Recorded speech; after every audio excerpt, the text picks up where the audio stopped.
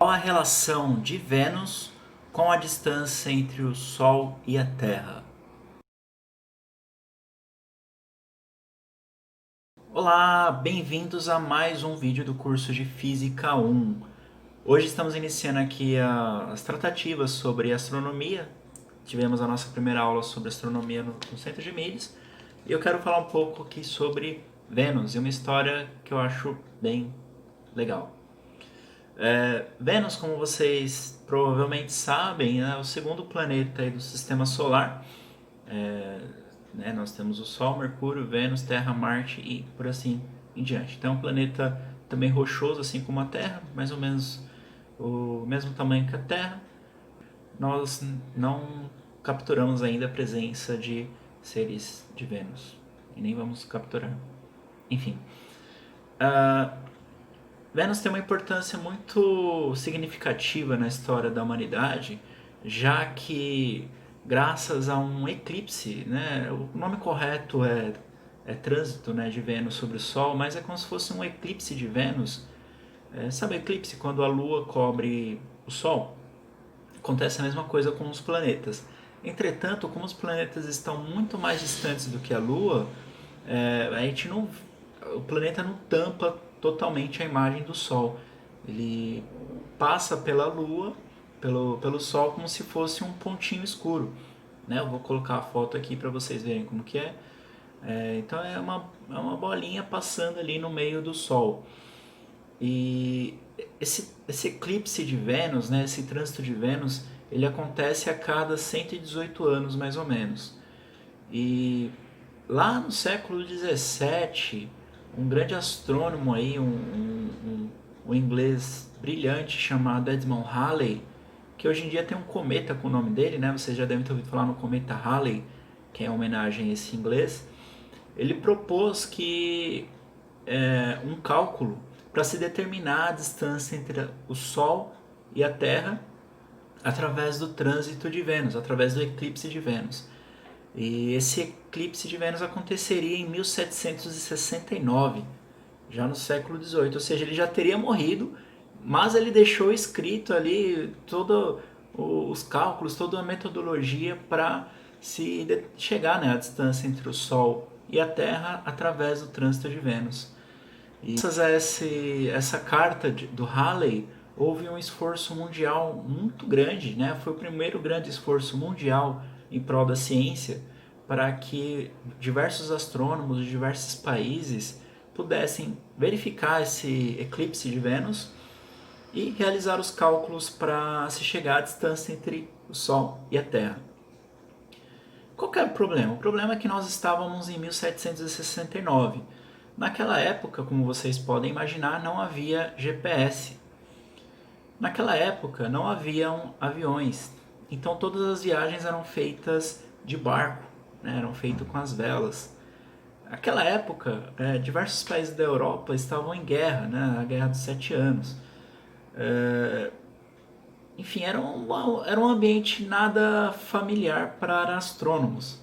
De qualquer forma, eles precisavam viajar para o extremo norte do planeta, ou seja, lá para o Ártico, para o Polo Norte, e também para o extremo sul. Porque os cálculos de Halley só seriam possíveis caso tivessem sido tomadas as observações de Vênus de dois cantos bem extremos da Terra, um bem no norte e um bem no sul. Imagine que isso levava meses para o pessoal chegar até esses pontos de observação. Temos o registro de que 5 astrônomos morreram tentando fazer isso. Havia possibilidade de, depois de enfrentar um clima perverso, mares hostis, guerra, você finalmente chega no campo de observação lá no fim do mundo. Aí naquele dia tá chovendo e você não consegue ver o eclipse de Vênus. Né? Então, diante de todas essas dificuldades, ainda assim, os astrônomos conseguiram realizar, né, as tomadas do horário do eclipse em diversos cantos do mundo e chegaram a uma conclusão da distância entre o Sol e a Terra que é mais ou menos 1% de diferença do que nós temos hoje. Então eles erraram assim por muito pouco, né? A gente nem considera um erro diante do que se tinha na época, né? Telescópios bem antigos, não haviam calculadoras, não haviam computadores, tudo foi feito na mão. Viagem de barco, enfrentando neve, enfrentando diversas dificuldades. Um dos principais astrônomos que fizeram essa visualização do eclipse de Vênus era um astrônomo chamado Cook, um inglês, que ele iria observar o eclipse de Vênus lá do Tahiti, que é uma ilha do Pacífico aqui. E para chegar lá, ele passou pelo... Né, ele saiu lá da Inglaterra, veio pelo Oceano Atlântico, mais ou menos o caminho que os portugueses faziam para chegar no Brasil, e ele fez uma parada no Rio de Janeiro para reabastecer o navio. Entretanto, ele não teve muita sorte, porque naquela época o Brasil era governado ainda por Portugal, e o vice-rei português, ele simplesmente achou que o pobre astrônomo era um espião e não deixou ele né, descer do navio para reabastecê-lo. Né? Então, o Brasil sendo o Brasil desde sempre, enfim, ele acabou seguindo viagem e chegou lá no Tahiti, onde ele fez uma das mais importantes visualizações aí do eclipse de Vênus. Perceba, né, que se não fosse essas observações, esses cálculos de astrônomos tão brilhantes, demoraria muito tempo para que se tivesse uma noção aí da distância entre o Sol e a Terra. Isso foi importantíssimo, não só para a astronomia, como para a criação de mapas, enfim. Dessa forma, eu espero trazer aqui para que vocês possam ter interesse pela astronomia, né? Ter interesse pelo estudo dos astros, pelo estudo do que está acima e além do planeta Terra.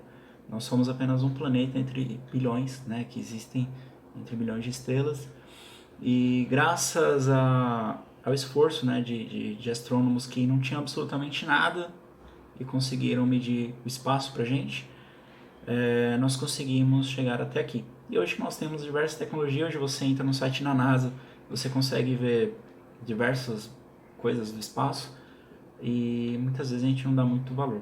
Então fica aqui o recado para observar o céu, observar as estrelas, entender o que as estrelas estão fazendo lá, o que o Sol está fazendo lá, e assim sermos seres humanos melhor, sabendo que a nossa existência depende da existência do Sol e que o Sol só viverá mais 6 bilhões de anos. Então, essa é mais ou menos a expectativa de vida na Terra.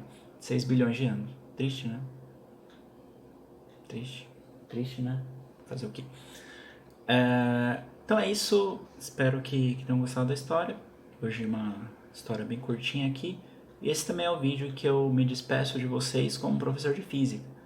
Na verdade, eu estava cobrindo a professora Liliane, que na próxima semana estará de volta de sua licença. Então, não serei mais o professor de física, continuarei sendo o professor de tecnologia. Entretanto, não teremos mais esse vínculo com a física com vocês. Muito obrigado pelas aulas de física, principalmente aquelas lá do começo do ano que eram mais legais.